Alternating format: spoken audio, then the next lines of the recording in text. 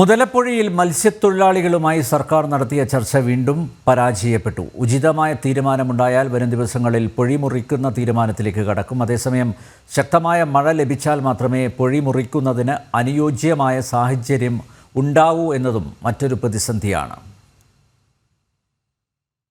ദുഃഖവെള്ളിയായതിനാൽ കഴിഞ്ഞ ദിവസം പൊഴിമുറിക്കാൻ ശ്രമിക്കില്ലെന്ന് ഫിഷറീസ് വകുപ്പ് അധികൃതർ അറിയിച്ചിരുന്നു.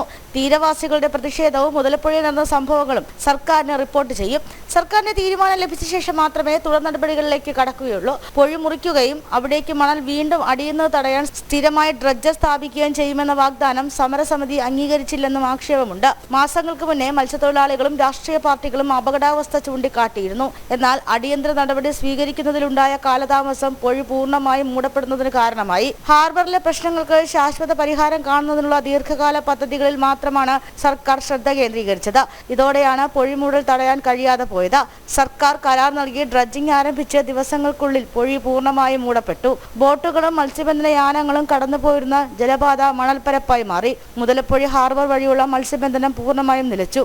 അതേസമയം ശക്തമായ മഴ ലഭിച്ചാൽ മാത്രമേ പൊഴി മുറിക്കുന്നതിന് അനുയോജ്യമായ സാഹചര്യം ഉണ്ടാകൂ എന്നതും മറ്റൊരു പ്രതിസന്ധിയാണ്. ജനം, തിരുവനന്തപുരം.